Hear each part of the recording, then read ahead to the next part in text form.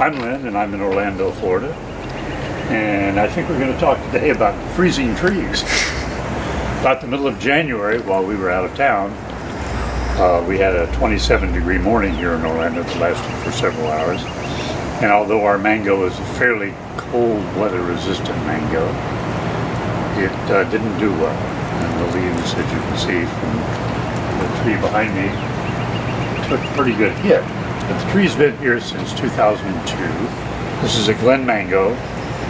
I think it's considered one of the better, more desirable mangoes as far as taste. We sure do think so. One of the reasons that I was interested in planting a tree here in our yard, I wasn't originally a mango lover myself, but had grown to be a strong lover of the fruit. But my wife has always loved mangoes since she was 4 years old. And they were leaving Miami, and they had a basket full of mangoes in their car, and they were stopped by the fruit police because there was some kind of scourge going on and nobody was allowed to move mangoes. And so rather than throw the mangoes away, my wife has fond memories of pulling over to the side of the road and eating mangoes until they couldn't eat anymore. Ever since then, she's been dedicated maven of mangoes.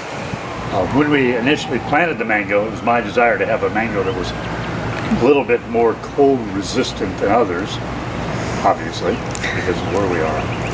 And also the Glen mango is such a wonderful mango as far as taste and size. You know, some of the Glens will, get, double fist size and really produce a lot of really wonderful fruit.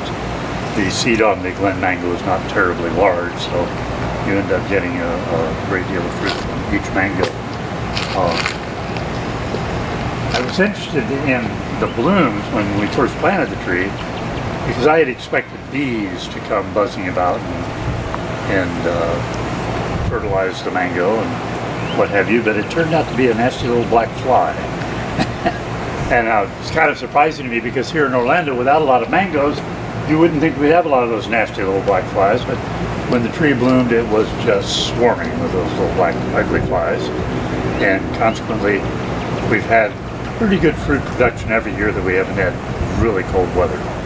It was probably this tall, probably had 2 or 3 branches at that time. It was recommended, we purchased the tree at Truly Tropical, and it was recommended for us because of the temperature insensitivity.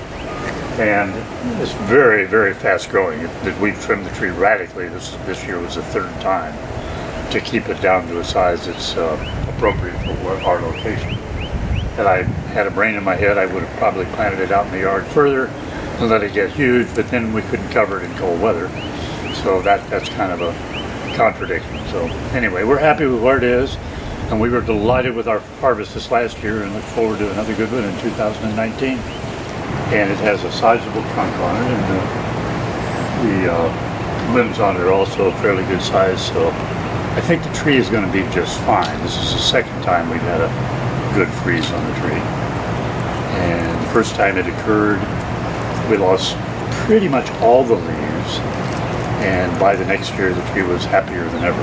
So I don't exactly understand the biology of it all, but we're delighted because we love mangoes. The trees here in Orlando, we're above the tropical line in Orlando, so the weather is really, generally speaking, too cold to grow mangoes. But there are probably 4 or 5 mango trees within a square mile of where I stand right now, at least mango trees that I've seen. And some of them larger than this. This tree would be at least twice as big as it is behind me, or maybe more.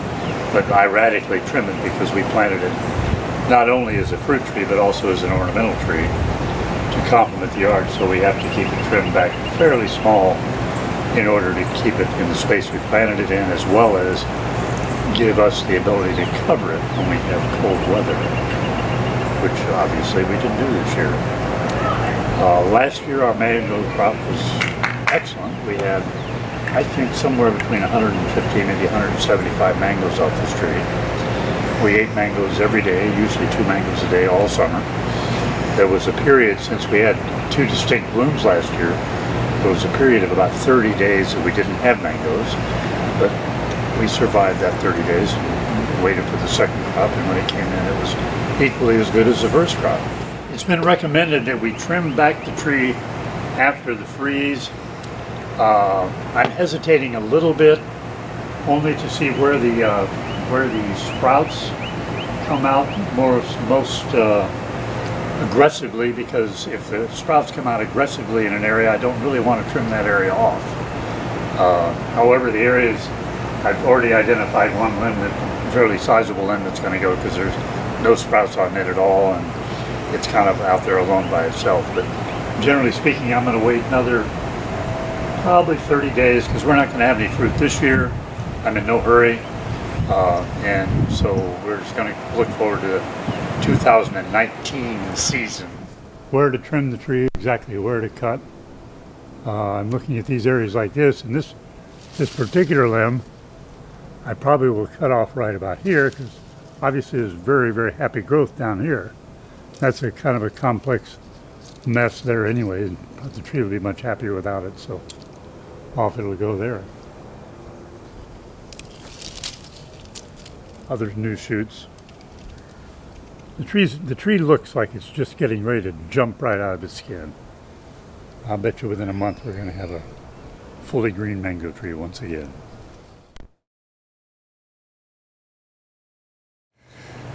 As far as fertilizing, I'm really one of those really, really lazy people. And I have great intentions. I know what I'm supposed to do, but I just don't do it. And so, no, I don't fertilize, and that doesn't seem to make any difference in this spot. This house has been on the property since 1926. The soil is well mulched. It's lots of oak leaves combed into it over the years, so it's pretty fertile soil here. And it doesn't really require a whole lot to keep the tree happy, obviously.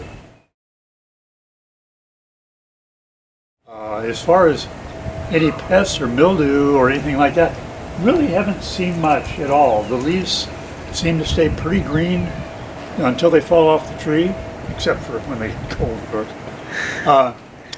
And seen no signs of mold or mildew on the tree at all. No leaf miners or any of those sort of things.